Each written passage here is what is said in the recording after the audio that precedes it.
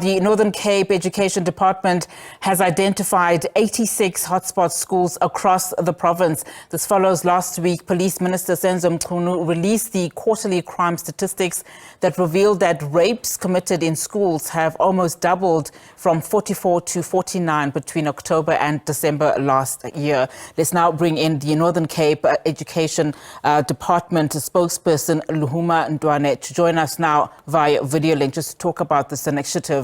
Lehuma, thank you so much for your time. I want you to unpack what led you to identify these 86 schools as hotspots. And are we only talking here about sexual-related crimes in schools like rape? Okay, thank you very much. I think the first issue that I would want to point out is that these schools are actually identified on the basis of their risk profile. And it's a risk profile that is agreed to by the South African Police Service. Ordinarily, we will profile schools and then SABC will concur with us or otherwise in terms of what they would have experienced from the neighboring communities where the schools are situated. Now, in terms of the schools, the 86 schools that we have identified, we are talking of criminal activities that ranges from vandalism on school property, burglary into school premises where laptops and printers belonging to the schools were stolen.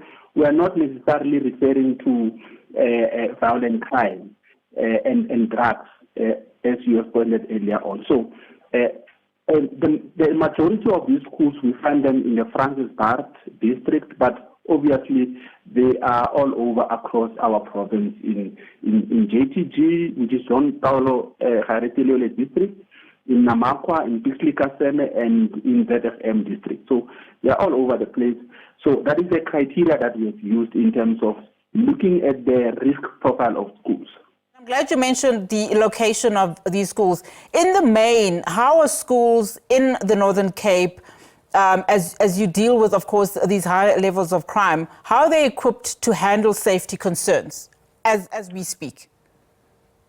Look, we are having the National School Safety Framework, which all the schools, not only the 86, all our schools in the province, in terms of the school management teams, they have been trained in identifying and profiling crime incidences in schools. It's also a way of,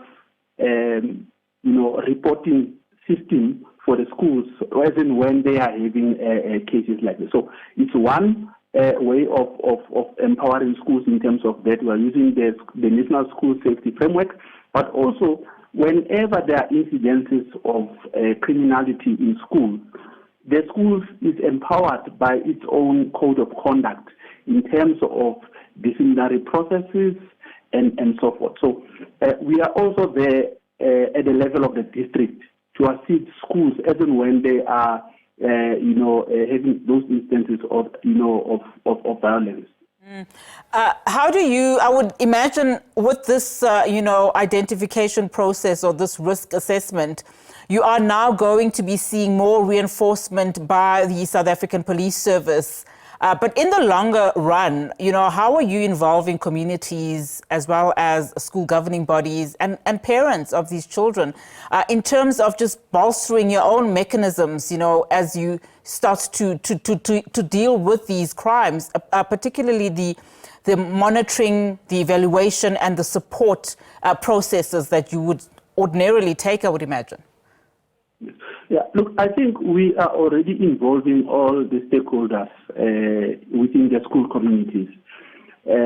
First of all, we are at this point where we have been able to identify the 86 schools to a point where we have appointed about 30 school safety volunteers. Here, sometimes people call them security guards, but these are volunteers. And they are within the community where the schools are located.